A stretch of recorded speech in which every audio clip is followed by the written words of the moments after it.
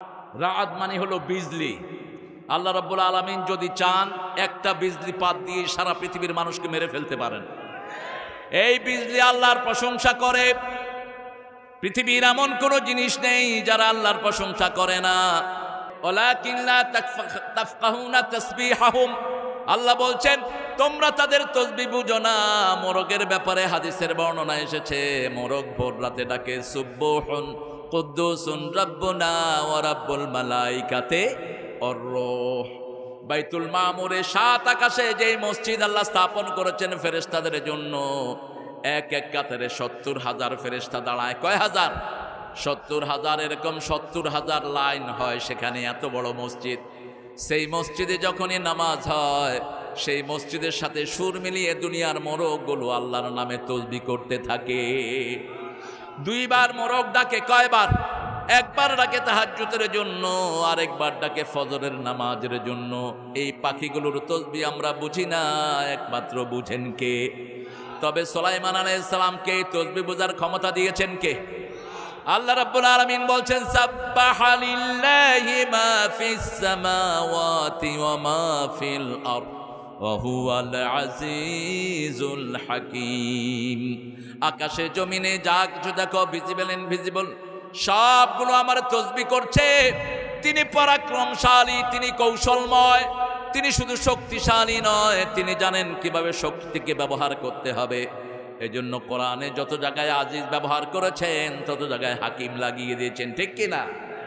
তিনি ইসলামের দুশমনদেরকে কিভাবে শায়েস্তা করতে হয় তিনি ভালো করে জানেন। এই জন্য গত করোনায় যারা বিগত সময়গুলোতে মুসলমানদের উপর বেশি অস্ত্রবাজি করেছে তাদেরকেই বেশি শেষ করে দিয়েছেন করোনা দিয়ে। কারণ তিনি হলেন আজিজুন যুনতাকাম। তার কথা যারা জমিনে বলে এদের পক্ষে তিনি থাকেন সব সময়। সুবহানাল্লাহ। আমরা আল্লাহর পক্ষে থাকব, কোরআনের পক্ষে থাকব, নামাজের পক্ষে থাকব। নামাজ আল্লাহ রাব্বুল আলামিনের পক্ষ থেকে এত বড় নেয়ামত। নামাজ আছে যেখানে দুর্ভিক্ষ নাই সেখানে নামাজ বেশি, যেই মাসে খাওয়া বেশি সেই মাসে। এই জন্য দুর্ভিক্ষ দূর করতে হলে বর্তমান সরকার যেটা ভয় করছেন, তিনি বললেন অনেকদিন আগে, আজকের প্রধানমন্ত্রী তিনি বললেন দুর্ভিক্ষের পদধ্বনি শুনছেন। আমরাও বললাম দুর্ভিক্ষ হতেই পারে, কারণ দেশ অসংখ্য ঘুষখোরের হাতে দেয় জিম্মি, অসংখ্য অবৈধ পয়সার ইনকামকারীর হাতে দেয় জিম্মি হয়ে আছে। একটা সাধারণ কমিশনার যদি 100 কোটি টাকার মালিক হয় দেশের সম্পদ যায় কোথায়? স্বাস্থ্য খাতের একটা ড্রাইভার যদি 120 কোটি টাকার মালিক হয় কোথায় যায় আমাদের টাকা? আমরা সেটা জানি। তারপরেও সমাধান আল্লাহর কোরআনে আছে না নাই? আমি বলেছি আমার অসংখ্য মাহফিল থেকে, তিনি একটা শ্রেষ্ঠ কাজ করেছেন। সমস্ত উপজেলাগুলোতে একটা মডেল মসজিদ করেছেন। এই মসজিদের প্রাণ হলো সালাত। মসজিদে যদি সালাত না থাকে এই মসজিদের কোনো দাম নাই। এখন সালাতটা যদি ফরজ করে দেয়া হয় রাষ্ট্রের পক্ষ থেকে, কোনো বিধর্মী লোক এটার বিপক্ষে যাবে না। বাংলাদেশ চিরস্থায়ীভাবে দুর্ভিক্ষ মুক্ত দেশে পরিণত হয়ে যাবে। কার কথা? কার কথা? আল্লাহর কথা। আল্লাহ বলছেন ফালিয়াবুদু রাব্ব হাযাল বাইত আল্লাযী আত'আমাহুম মিন জু' ওয়া আমানাহুম মিন খাউফ। এই ঘরের রবের ইবাদত করো, তাহলে ক্ষুধা লাগলে তিনি খাবার দিবেন। আর তোমাদেরকে যদি কেউ ভয় দেখায় নিরাপত্তার ব্যবস্থা করে দিবেন কে? কি সুন্দর সমাধান! কল্পনা করা যায়? আপনার ক্ষুধা লাগলে তিনি খাওয়া দিবেন, আর আপনার খাওয়া হলেই আপনি ভালো ঘুমাতে পারবেন না।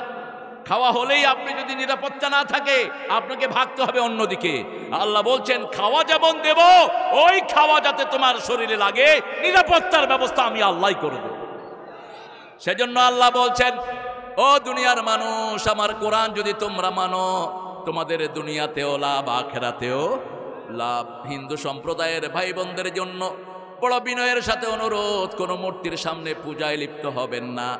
আপনাদের 60টা কিতাবের একটাতেও পূজার কোনো কথা একটাতেও নাই, নান। বরং আপনাদের 60টা কিতাব বলছে জু ভূত প্রেতকে পূজা করতে হ্যায় ও কভি ভি আচ্ছা নেহি।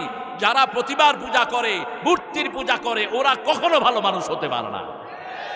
এই জন্য দেখবেন আপনাদের বড় মানুষ রবীন্দ্রনাথ ঠাকুর ছিলেন সাহিত্যের সব অঙ্গনে যার পদচারণা, যিনি নোবেল পুরস্কার নিয়েছেন তার ডাইভার্সিটির কারণে। অসংখ্য সাহিত্যের সবগুলি অঙ্গন তিনি টাচ করেছেন। যেমন রম্য রচনা লিখেছেন, তেমনি ভালোবাসার কবিতা লিখেছেন, তেমনি ছোট গল্প লিখেছেন, তেমনি ব্যঙ্গাত্মক গল্প লিখেছেন। অর্থাৎ আর্ট, অঙ্কন সহ সব দিকে তিনার পদচারণা। তিনি নিজেও কোনো সময় মূর্তির সামনে মাথা নত করেন নাই। আল্লাহ রাব্বুল আলামিন এই মূর্তিকে হারাম করেছেন। রাসূল সাল্লাল্লাহু আলাইহি ওয়াসাল্লাম বলছেন, বুইসতু লিকাসরিল আসনাম, সব নবীকে আল্লাহ দুনিয়াতে পাঠিয়েছেন মূর্তি পূজা থেকে আল্লাহর পূজায় ঘোরানোর জন্য। ঠিক না বে ঠিক? একটা মূর্তি আপনার কিছুই করতে পারে না, আপনি নিজেও বুঝেন। আমাদের দেশে যখন বড় বিপদের সম্মুখীন আমরা হই, তখন কোনো হিন্দু ভাই কিন্তু মূর্তির কাছে যায় না। সকল ধর্মের লোকেরাই একমাত্র আল্লাহকে ডাকে। ঠিক না বে ঠিক? আল্লাহ বলেছেন এই কোরআনে, মৌজুদ কাল জেবাল, যখন সাগরে বিভিন্ন রকমের তুফান উঠে, সেন্ডি আসে, বিভিন্ন রকমের তুফান উঠে, তখন তোমরা কারে ডাকো? আল্লাহ ছাড়া কারো নাম তোমাদের মুখে আসে না। কার কথা? আল্লাহর কথা। সেই আল্লাহ রাব্বুল আলামিন বলছেন, আমি তোমাদের জন্য 114টা সূরা দিলাম, তোর মধ্যে সবচেয়ে দামি সূরাগুলোকে তোমাদেরকে আমি মুখস্থ করায়া দিলাম। পৃথিবীর এমন কোন মুসলমান নেই কোরআনের সবচেয়ে দামি সূরা মুখস্থ জানে না। সবচেয়ে দামি সূরা কি বলেন? আরো চিৎকার করে বলেন। সবচেয়ে দামি সূরা সূরাতুল ফাতিহা। হুজুররা কোন সূরা দিয়ে মানুষকে ফু দেয়? এই ফাতিহায়। দেখবেন পড়ার সময় চুপ করে পড়ে, যাতে মানুষে টের না পায়। মানুষে টের পেলে তো হুজুরের কাছে যাবে না, নিজেই পড়বে। আমি ভুক্তভোগী, এই জন্য আমি এটা ফ্লাশ করে দিই সব সময়। আমি ছোটবেলায় এক হুজুরের কাছে গিয়েছিলাম, হুজুর কথা বললো জোরে, কিন্তু পড়ার সময় আমি বললাম জোরে পড়েন, চুপ। বললাম ঠিক আছে, আমি বড় হয়নি, তোমারে চুপ করাবো আমি। বলে দেন মানুষকে, আল্লাহর কোরআন সব প্রশ্নগুলো ফাঁস করে দিয়েছে। ঠিক কিনা? উত্তরগুলো ফাঁস, শুধু লেখে লেখে আল্লাহর জান্নাতে যেতে হবে, আর কোনো কাজ নেই। আল্লাহ বলেছেন, আমি তোমাদেরকে পৃথিবীতে এনেছি, আবার পৃথিবী থেকে একটা certain time I will take you away, আপনাকে এখান থেকে নিয়ে যাবেন। কখন কার ডাক এসে যায় এটা কেউ জানে না। নান বাপ জানে না ছেলে কখন মারা যাবে, ছেলে জানে না বাপ কখন চলে যাবে। প্রত্যেকটি জিনিসের একটা নির্দিষ্ট মেয়াদ শুধু তিনিই জানেন। কোন নবীও জানতেন না তিনি কখন চলে যাবেন। এইভাবে আল্লাহ রাব্বুল আলামিন পরীক্ষার জন্য আমাদেরকে একটা জীবন দিলেন, আর বলে দিলেন এই পরীক্ষা যদি উত্তীর্ণ হতে হয় সবচেয়ে বেশি জিকির করতে হবে কার? ইয়া আইয়ুহাল্লাযীনা আমানু যিকুরুল্লাহা যিকরান কাসীরা ওয়াসাব্বিহুহু বুকরাতাও ওয়া আসীলা। হে আমার মুমিনেরা, সবচেয়ে বেশি করে আমার জিকির করো, সকাল সন্ধ্যায় আমার তাসবিহ করো। জিকির বেশি যেখানে, রহমত বেশি সেখানে। আবার আমরা বললাম আল্লাহ জিকির করলে আমাদের কি লাভ?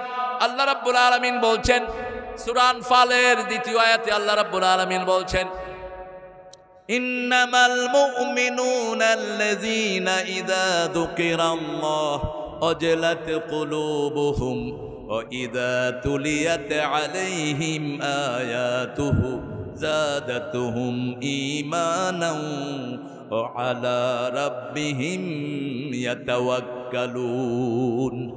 নিশ্চয় মুমিনেরা যারা মুমিন, ইন্নামাল মুমিনুনা আল্লাযীনা ইযা যুকিরাল্লাহ, যখন মুমিন আমার জিকির করে আমি তার ঈমান বাড়িয়ে দেই। যখন সে আমার জিকির করে তার অন্তরটা কেঁপে ওঠে। আমি যখন সে আমার কোরআন তেলাওয়াত করে আমি তার ঈমান বাড়িয়ে দেই।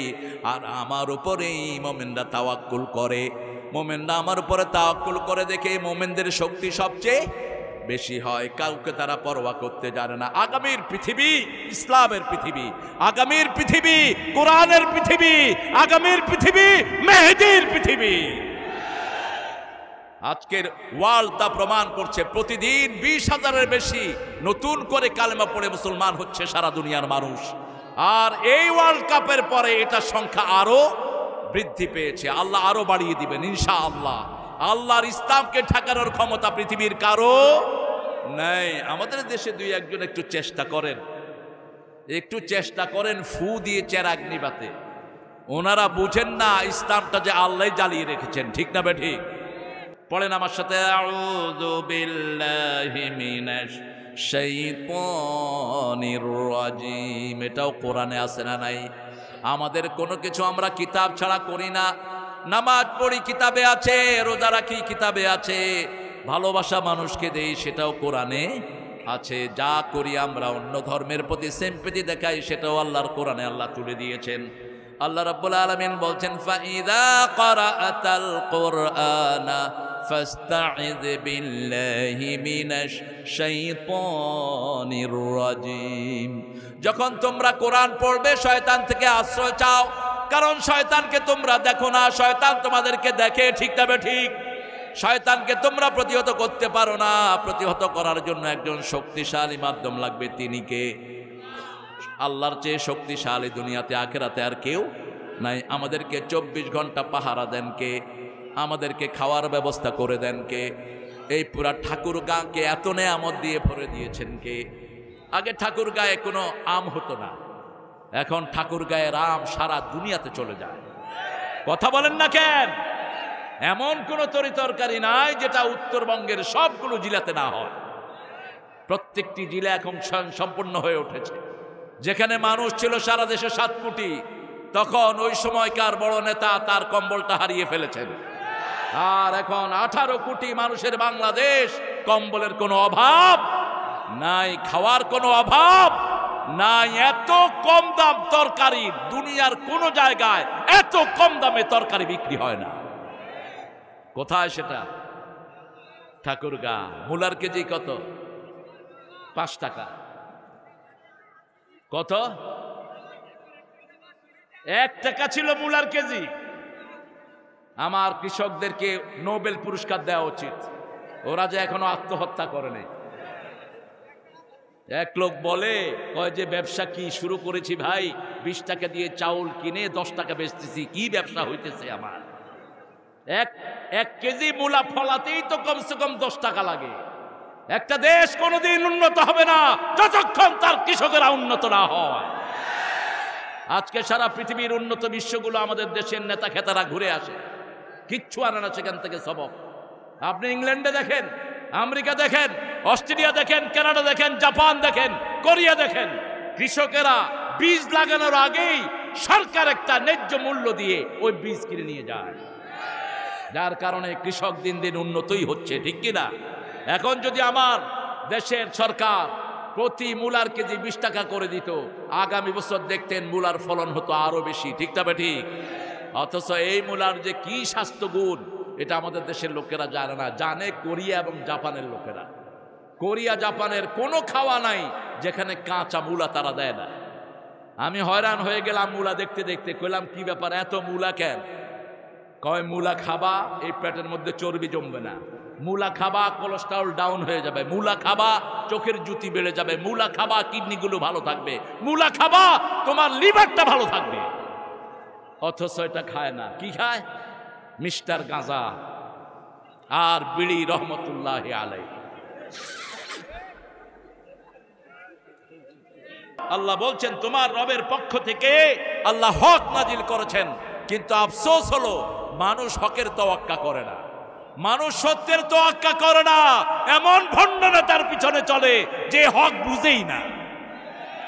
এমন নেতার পিছনে মানুষ যায় যে নেতার জীবনে নামাজ নাই, ঠিক তবে ঠিক। অথচ নামাজ হক এটা সবাই জানে, কোরআন হক এটা সবাই জানে, ঠিক তবে ঠিক। আল্লাহ বলছেন সব নবীদেরকে আমি হক দিয়ে পাঠিয়েছি, এই দুনিয়াতে কোন নবী হক ছাড়া আসেন নাই। হুয়াল্লাযী আরসালা রাসূলাহু বিল হুদা ওয়া দীনিল হক লিইয়ুযহিরাহু আলাদ-দীনি কুল্লিহি ওয়া কাফা বিল্লাহি শাহীদা। সূরা ফাতিরের ভিতরে আল্লাহ রাব্বুল আলামিন বলছেন তিনি সেই আল্লাহ যিনি তার সত্য দিন সহকারে, হেদায়েত সহকারে সব নবী রাসূলদেরকে দুনিয়ায় পাঠিয়েছেন। এখন নবী রাসূলের আলোচনা পর্যন্ত আমরা এখন ভুলে গেছি, ঠিক তবে ঠিক। বিভিন্ন জায়গাতে কিছু তালিম হয় যেখানে তারা শেখায় যে সোমবার আর বৃহস্পতিবার নাকি ফ্যামিলি লাইফে স্বামী স্ত্রীর ব্যবহার নিষিদ্ধ। এই জাতীয় কিছু গুমরা এখন সমাজে শুরু হয়েছে। মনে রাখবেন, কোন ঘরে কোন পরিবারে কোন মসজিদে যদি আল্লাহর কিতাব ছাড়া অন্য কিতাব থেকে তালিম হয় ওগুলো বন্ধ করে দিবেন। আল্লাহ বলেছেন আমার কিতাব থেকে যে হেদায়েত চায় না আমি নিজে তাকে গোমরা করে দেই। মুসলিম শরীফের বর্ণনা, রাসূল সাল্লাল্লাহু আলাইহি ওয়াসাল্লাম বলছেন যারা কোরআন থেকে হেদায়েত তালাশ করে না আদাল্লাহুল্লাহ, আল্লাহ নিজে তাদেরকে গোমরা করে ছেড়ে দেয়। হেদায়েতের কিতাবের নাম কি? যালিকাল কিতাবু লা রাইবা ফীহি হুদাল লিল মুত্তাকিন। এখন মুত্তাকি কারা সেই পরিচয় কোরআনে আছে না নাই? আমরা মনে করি টুপি মাথায় দিলে মুত্তাকি হওয়া যায়, পাঞ্জাবি পরলেই মুত্তাকি হওয়া যায়। আসলে মুত্তাকির জন্য নির্দিষ্ট কোনো ড্রেস নাই, তবে মুত্তাকির একটা ড্রেস আছে যেটা ঢোলাঢালি হবে, কোনো ধর্মের সাথে মিলবে না, যেটা শরীর দেখা যাবে না, যেটা এত টাইট হবে না শরীরের আলমোড়া বোঝা যায়, এত পাতলা হবে না দেখা যায়। কিন্তু বেসিক্যালি টুপি, পাঞ্জাবি, পায়জামা এখন আমরা বলি এটা ইমানের ড্রেস, মুসলমানের ড্রেস, ঠিক তবে ঠিক। কিন্তু মক্কায় ঘুরে দেখেন কাফেররাও জুব্বা পরে, রাসূলও জুব্বা পরতেন, ঠিক তবে ঠিক। মক্কা শরীফের সব লোকেরা জুব্বা পরে, আমাদের দেশে হিন্দু ভাইরা তো পাঞ্জাবি পরে না? কথা কন না? আল্লাযী উনজিলা ইলাইকা মির রাব্বিকাল হক, তোমার রবের পক্ষ থেকে তিনি হক দিয়েছেন তোমাদেরকে। আমাদের জন্য এই কিতাবের ভিতরে কি দিয়েছেন? হক দিয়েছেন। নামাজটা হক, রোজাটা হক, ইসলাম করা হক। ইসলামের বিরুদ্ধে যাও না হক, ইসলামের বিরুদ্ধে যায় তাদের বিরুদ্ধে আল্লাহ নিজে চলে যায়, ঠিক কিনা?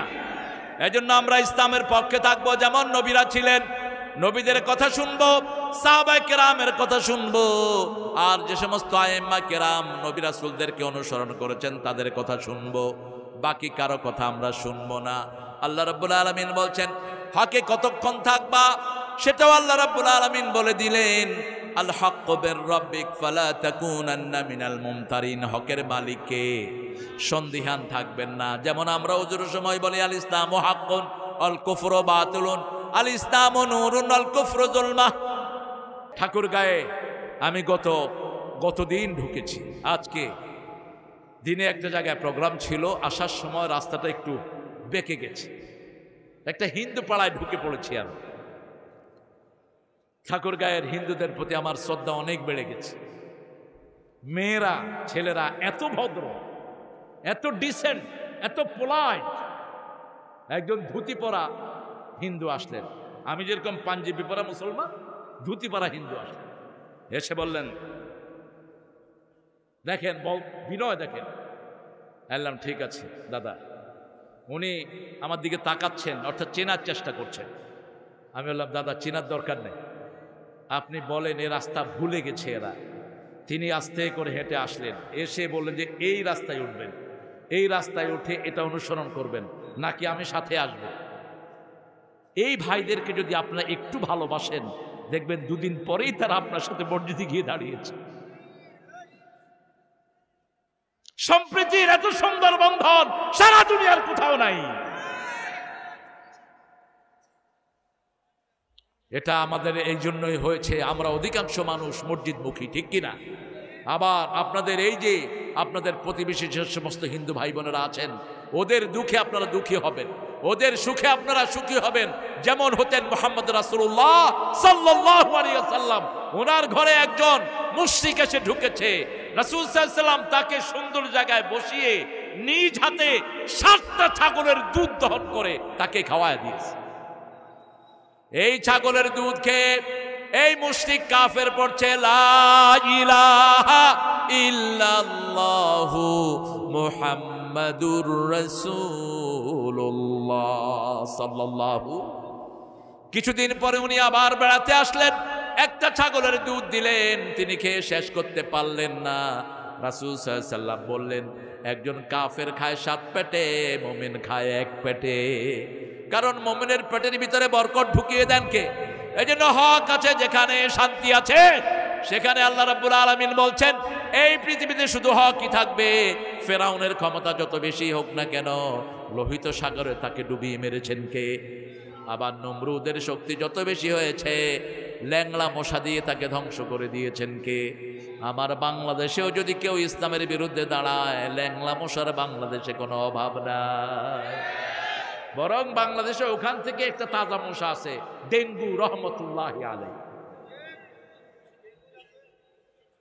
ডেঙ্গু রহমতুল্লাহ কেন বললাম বলেন তো? আপনি দেখবেন ডেঙ্গু কোনো গরিবের কামড়ায় না। ডেঙ্গু গরিব এলাকায় আসেও না। গ্রামের মানুষ যেমন নিরীহ, মশাও নিরীহ। আপনি যদি কোন ভাই মশা আমার মশারি নাই, আমি কাঁসা দিয়ে শুইলাম, তুই আমারে ধরিস না। কাঁসা বলে তো ওই যে লুঙ্গি আপনি বাঁধে যে লেংটু, লেংটি, এটা সুন্দর নাম হয়েছে। এই যে ল্যাংটা বের করে তো লেংটি বাঁধে। আমি এক এলাকায় ঢুকছি, দেখি যে একটা লোক লেংটি পরে ঘুমানো, লেংটি দিয়ে। বললাম ভাই লেংটি কেন? কই হুজুর মশারি নেই তো, এই জন্য লেংটি দিছি যাতে মশা শর্মে না কামলা। কি সহজ সরল মানুষ দেখে। কইলাম মশা কামলায় নাই? কয় না, মশা আসে নাই আমার কাছে। অধিকাংশ মানুষ মশারি ছাড়া শোয়, ঠিক না ঠিক? আর ঢাকা শহরে মশারির ভিতরে মশারি দেওয়ার পর ডেঙ্গুরা তুলে ধরে। কয় তুই ঘুষ খেয়েছিস, এসি লাগিয়েছিস, এসির পানিতে আমার জন্ম হয়েছে, এখন তোরে কামড় দেব। একটা কামড়েই রক্ত শেষ, রক্ত শেষ। আল্লাহ রাব্বুল আলামিন যদি কাউকে শেষ করতে চায়, আল্লাহর কুন বলার আগেই সে পায়া কুন হয়ে যাবে, ঠিক না ঠিক? সেজন্য আল্লাহ বলছেন শুনো, কুল জাআল হক ওয়া যাহাকাল বাতিল ইন্নাল বাতিলা কানা যাহুকা। সত্য সমাগত, মিথ্যা উপস্থিত, মিথ্যার অপসারণ হবেই। রাসূলের সামনে যখন কাবা গৃহের ভিতরে 365টা মূর্তি তারা বানালো, লাত, মানাত, উজ্জা, হুবল, এগুলো বিভিন্ন আল্লাহর নামকে, সিফতে নামকে নিয়ে নিয়ে এক এক মূর্তির সামনে দিয়েছে। তারা উজ্জা বানিয়েছে আজিজ থেকে, মানাত বানিয়েছে মান্নান নাম থেকে। এইভাবে এক একটা মূর্তি তারা স্থাপন করেছে। রাসূল সাল্লাল্লাহু আলাইহি সাল্লাম এই মূর্তিগুলোর দিকে ফিরেই নামাজ পড়েছেন প্রায় 10 বছরের মতো। কয় বছর? রাসূল সাল্লাল্লাহু আলাইহি সাল্লাম কখনো কারো মূর্তির গায়ে হাত দেননি। আমরাও কোনো ভাইয়ের মূর্তির গায়ে হাত দেব না। রাসূল সাল্লাল্লাহু আলাইহি সাল্লাম কাউকে আগে আক্রমণ করেননি, আমরাও আক্রমণ করব না। মক্কার 13 বছরে শুধু মাইর খেয়েছেন, ঠিক না ঠিক?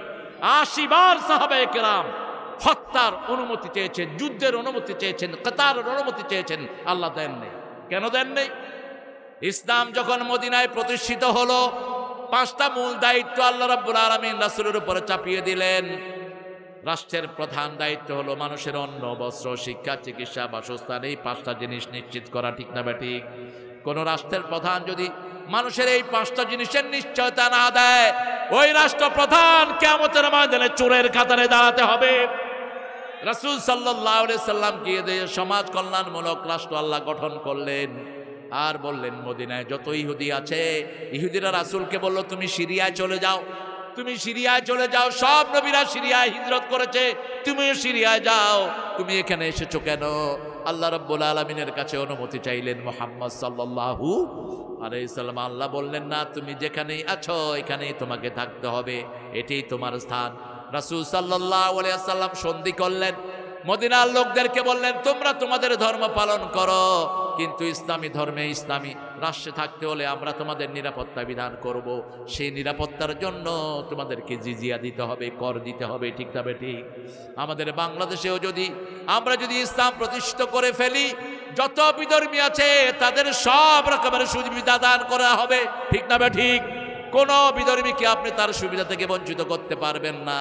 আমার আল্লাহ কোরআনে বলছেন, কোন বিধর্মী দেবতাকে তোমরা কখনো গালি দিও না। লা তাসুবুল্লাযিনা ইয়াদউনা মিন দুনিল্লাহি ইলাহান আখার, কখনো ওদেরকে গালি দিও না যারা আল্লাহ ছাড়া অন্য দেবতাকে ডাকে, তাহলে তারা মূর্খতাবশত তোমার আল্লাহকে গালি দিবে। বরং ইব্রাহিম আলাইহিস সালাম যেভাবে কৌশল করে বাপকে দাওয়াত দিয়েছেন, তোমরাও সেইভাবে তাদেরকে দাওয়াত দাও, ঠিক না ঠিক? ইব্রাহিম আলাইহিস সালামের আব্বা তিনি ছিলেন নমরুদের ধর্মমন্ত্রী। নমরুদের সবচেয়ে বড় মূর্তি তিনি বানাতেন, রাষ্ট্রীয় মূর্তিগুলো তিনার হাতেই তৈরি হতো। ইব্রাহিম আলাইহিস সালাম যখন জন্ম নেয়, তার আগে নমরুদ স্বপ্ন দেখলো যে আকাশ থেকে একটা আগুন ছিটকে পড়েছে তার বিল্ডিং এর উপর, সে যেখানে থাকে প্রাসাদের উপর। প্রাসাদটা টুকরা টুকরা হয়ে ছিন্ন ভিন্ন হয়ে গেছে। নমরুদ ঘুম থেকে উঠে বলল, এই আমার সভাসদবর্গ, what I dreamed, it's a very miraculous dream. আমি কি স্বপ্ন দেখলাম? সবাই বলল, আপনার স্বপ্নটা হলো এমন এক শিশুর জন্ম হবে, যেই শিশুর আগমনে আপনার পুরা সিংহাসন, আপনার পুরা রাজত্ব তছনছ হয়ে যাবে। 2 জন বিশ্ব নেতা কাফের ছিল আর 2 জন বিশ্বনেতা মুসলিম ছিল, মোট 6 জন বিশ্বনেতা আসবে। কয়জন? যারা সারা দুনিয়াকে শাসন করবে। সারা দুনিয়াকে শাসন করেছিল বখতনাসর, কাফেরদের নেতা সারা দুনিয়াকে শাসন করেছে। কারো ওই যে নমরুদ, আর মুসলমানদের মধ্যে ছিলেন 2 জন, সুলাইমান এবং জিল কারনাইন, জুল কারনাইন। আবার ভবিষ্যতে আসবে দাজ্জাল, আসবে কাফেরদের পক্ষ থেকে, আর আমাদের জন্য আসবে ঈসা আলাইহিস সালাম। যখন এই স্বপ্ন শুনল নমরুদ বলল, আজকে থেকে ঘোষণা করে দাও আগামী 1 বছর কেউ যেন তার বিবির কাছে না যায়। নিষেধ, আমিও যাব না। নমরুদ নিজের সব সভাসদ নিয়ে রাষ্ট্র থেকে বেরিয়ে পড়লেন, একটা প্লেজার ট্যুরে বেরিয়ে পড়লেন। যেমন ঢাকা থেকে অনেক লোক ঠাকুরগাঁ বেড়াতে আসে, ঠিক কিনা? ঠাকুরগাঁ বাজার ঘাট এগুলো খোলামেলা, বিভিন্ন জায়গায় যেতে পারে। আম গাছ আছে একটা, কয়েকশো বছরের পুরনো আম গাছ। হ্যাঁ, বালিয়াডাঙ্গিতে বালি নাই, শুধু বিশাল আম গাছ আছে। ওটা 20 টাকার টিকিট দিয়ে মানুষ দেখে। যদি আমাদের এই ঠাকুরগাঁকে সাজানো হতো তাহলে লক্ষ কোটি মানুষ আসতো শুধু ঠাকুরগাঁ ভিজিটে। কারণ ঠাকুরগাঁ শহরে ঢুকতে যে সুন্দর নদীর চর, যে সুন্দর নদী, এটাকে যদি বিউটিফাই করা হতো মানুষ বহু গুণে এখানে ছুটে আসতো দেখার জন্য। এরপরে ঠাকুরগাঁ শহর পেরিয়ে গেলে 2 পাশে যে দিগন্ত জোড়া মাঠ, এত সুন্দর ভিউ দুনিয়াতে খুব কমই পাওয়া যায়, ঠিক না বেটি? আমার সারা দেশ সাজানো গোছানো একটি দেশ, আমের বাগান এত বেশি, অবাক করা। দিনাজপুরে গেলে দেখবেন একদিকে আমের বাগান, আরেকদিকে লিচুর বাগান, হাজার হাজার বিঘা জমি। এরপরে এই আপনাদের ঠাকুরগাঁয়ে আরো অনেক নান্দনিক জিনিস একদম পঞ্চগড় পর্যন্ত ছড়িয়ে আছে। কিন্তু কে নিবে এই দায়িত্ব? দায়িত্ব একজনকে নিতেই হবে, কারণ আমার দেশ সোনার চেয়ে দামি, ঠিক না ঠিক? এত সুন্দর দিয়ে ভরে দিয়েছেন কে? কে ভরে দিয়েছেন? আল্লাহ ভরে দিয়েছেন। নমরুদ যখন ঘোষণা দিল, তিনি নিজেও বেরিয়ে পড়লেন তার সভাসদ নিয়ে। তার ধর্মীয় গুরু ছিল আজর। সব সময় মানুষ ধর্মীয় নেতাদেরকে বেশি দাম দেয়, যদিও বাংলাদেশে ইমামদের বেতন সবচেয়ে কম, কিন্তু কোন অনুষ্ঠানে ইমামদের সম্মান আছে না নাই? কথা বলেন না কেন? রাস্তা উদ্বোধন করতে কাদেরকে আনে মোনাজাতের জন্য? বিয়ের জন্য কার কাছে যায়? কার কাছে? এই যে যারা কাজী হয়, মাদ্রাসা পড়া ছাড়া কাজী হওয়া যায় না। যে কোনো কারণেই মানুষ ধর্মীয় লোকদের কাছে ধন্না দেয়। নমরুদ তার কিছু জিনিসের জন্য আজরকে বলল, তুমি যাও, তোমাকে আমি বিশ্বাস করি, তুমি আমার সভাসদ থেকে গিয়ে এই জিনিসগুলো নিয়ে আস। আজর গেল, চিন্তা করলো আমি যখন এসেছি একটু ঘরে যাই। ঘরে গিয়েই বিবির সাথে দেখা করলেন। ওই রাতেই মায়ের পেটে চলে গেলেন ইব্রাহিম আলাইহিস সালাম। নমরুদ আবার গণনা করলো। গণনা করার পরে তার গণকেরা বলল, ইব্রাহিম আলাইহিস সালাম অলরেডি মায়ের পেটে চলে গেছে। কে করলো এই কাজ তাকে আর খুঁজে পায় না। মা যখন গর্ভবতী হলেন তিনি বললেন, ও আজর, আমার পেটে একটা সন্তান এসেছে, আমি ওই সন্তানটাকে পাহাড়ে ফেলে দিয়ে এসেছি। এদিক থেকে ইব্রাহিম আলাইহিস সালাম, সব নবীরা অন্য মানুষ থেকে দ্বিগুণ তিগুণ হারে বড় হতে থাকে। অল্প দিনের মধ্যেই তিনি বড় হয়ে উঠলেন, তিনি দুনিয়াতে আসলেন। মা তাকে পাহাড়ের গর্তে রেখে আসলেন। মা দেখে এই 2টি আঙ্গুল তিনি মুখে দিয়ে রাখে, দেখে যে এই 2টি আঙ্গুল থেকে আল্লাহ তার জন্য বিভিন্ন রকমের নেয়ামত সরবরাহ করছে। একদিন 2 দিন পরে দেখতে যায়, দেখে যে একদিনে 2 দিনের বাড়া তিনি বাড়ছেন। যখন তার বয়স 6 মাস তখন দেখা যাচ্ছে 2 বছরের শিশুর মতো। সুবহানাল্লাহ কইতে ইচ্ছা করে। দুনিয়ার সবচেয়ে নেয়ামতের মানুষ ছিলেন সব নবী আলাইহিস সালাম। লূত আলাইহিস সালামের পরে সব নবী আলাইহিস সালামকে রাজকীয় পরিবারে পাঠিয়েছেন কে? কারণ লূত আলাইহিস সালামের ঘরে যখন কাফেররা আক্রমণ করলো, ফেরেশতাদের সাথে পর্যন্ত বেয়াদবি তারা করলো, তিনি আল্লাহর কাছে দোয়া করেছেন রুকনুন শাদীদ, হে আল্লাহ এমন পরিবারে নবী দিবেন যাদের গোড়া মজবুত হবে। রাজকীয় পরিবার ছাড়া কোনো নবী দিবেন না। রাজকীয় পরিবারের নবী হলে কোনো সাধারণ মানুষ তাদের উপর খবরদারি করতে পারে না, ঠিক না? ঠিক। সেদিন ইব্রাহিম আলাইহিস সালামের আম্মা তার বাপ তার জামাইকে বলল, তোমাকে একটা সারপ্রাইজ দেব, তুমি আমার সাথে পাহাড়ে চলো। পাহাড়ে গিয়ে গর্ত উদলা করে দেখে ভিতরে চাঁদের মতো ফুটফুটে একটা শিশু। ইব্রাহিম আলাইহিস সালামের অধিকাংশ আকৃতি রাসূল সাল্লাল্লাহু আলাইহি ওয়াসাল্লামকে দান করেছেন কে? আবার রাসূল সাল্লাল্লাহু আলাইহি ওয়াসাল্লামের অধিকাংশ আকৃতি আল্লাহ সাইয়েদনা ইসমাঈল আলাইহিস সালামকে দান করেছেন। এজন্য রাসূল সাল্লাল্লাহু আলাইহি ওয়াসাল্লাম বলতেন, আনা সামরাতু দুআ আবিকুম ইব্রাহিম, আমি তোমাদের পিতা ইব্রাহিম আলাইহিস সালামের দোয়ার ফসল। আবার রাসূল সাল্লাল্লাহু আলাইহি ওয়াসাল্লাম বলতেন, বুখারীর বর্ণনা, আমি আনা ইবনে যাবিহাতাইন, আমি দুই জাবিহের সন্তান। এক জাবি হলেন ওনার পিতা আব্দুল্লাহ, আরেক জাবি হলেন ইসমাঈল আলাইহিস সালাম। কিভাবে হকের অনুসন্ধান করতে হয় দেখেন। সাইয়েদনা ইব্রাহিম আলাইহিস সালামকে বুকে করে নিয়ে আসলেন। আজর বললেন, আমার এই সন্তানকে আমি কখনো হারাতে দেব? এত সুন্দর সন্তান আর দুনিয়াতে মিলবে না। 2 বছর তার বয়স দেখা যাচ্ছে, কিন্তু বয়স হচ্ছে 6 মাস। কয় মাস? 6 মাস। 1 বছর যখন ইব্রাহিম আলাইহিস সালামের বয়স, তিনি তার মাকে জিজ্ঞেস করছেন, মা তোমার রব কে? মা বলছে, কেন? আমার রব তোমার আব্বা, তোমার আব্বাই আমার জন্য খাওয়া আনে, পরা আনে। এবার জিজ্ঞেস করেছে, আব্বার রব কে? কয়, তোমার আব্বার রব হলো নমরুদ। ইব্রাহিম আলাইহিস সালাম বলেন, আমি নমরুদকে দেখতে চাই। ছোটবেলা থেকেই রবের সন্ধান করছেন। আমরা এত অথর্ব হয়েছি, আমরা একজনকে আমাদের ইমানের দায়িত্ব দেই, তার জ্ঞান দেখি না, তার আমল দেখি না। একটা মূর্খের পিছনে আমরা ছুটি। বহু পীর আছে যেগুলো নামাজও পড়ে না, এগুলোর পিছনে মানুষ দৌড়ায়, ঠিক কিনা? বহু ভণ্ড আছে যেগুলো মানুষকে কোরআন বলে না, হাদিস বলে না, এদের ভক্ত হয়ে বসে থাকে মানুষ। অথচ তাকিয়ে দেখেন ইব্রাহিম আলাইহিস সালামের দিকে, কিভাবে ছোটবেলা থেকে তিনি অনুসন্ধান করেছেন। নিয়ে গেল বাপ মা দুইজন কোলকের নমরুদকে দেখতে। বলছে, নমরুদ কোথায়? কয়, ওই যে উপরে চেয়ারে বসে আছে। ইব্রাহিম আলাইহিস সালাম বলছেন, ও যদি রব হয়, ও এত বিশ্রী কেন? ওর চেহারা বিশ্রী, বাজে। ওর থেকে তো নিচে যারা আছে এদের চেহারাই সুন্দর। তো ও রব হলে নিজের চেহারাই তো সুন্দর করতে পারলো না, ও কিসের রব? পশুর রব। মা আর বাপ দুইজনে মিলে বাচ্চাকে মারলেন। কিন্তু আগুন তো আগুনই। সব নবীরা জন্মের পর থেকেই হক নিয়ে আসে, সুবহানাল্লাহ। ঈসা আলাইহিস সালাম মায়ের কোলে বলছেন, ইন্নী আব্দুল্লাহ আতানি আল কিতাব জালানি নবিয়্যা আওসানি বিজ যাকাতে মা দুমতু হাইয়া জাআলানি মুবারাকান আইনামা কুন। আমি যেখানেই যাব আল্লাহ আমাকে বরকত দিয়ে ভরে দিবেন, সুবহানাল্লাহ। তিনি আমাকে ওসিয়ত করেছেন আমি যেন জীবনে নামাজ আর যাকাত না ছাড়ি। আজকে আমরা একটা ওয়াদা আল্লাহকে দেব, যেই কয়দিন বেঁচে আছি নামাজ আর যাকাত ছাড়বো না। রাজি আছেন না নাই মুসলমান? হাত তুলে দেখাও আল্লাহকে।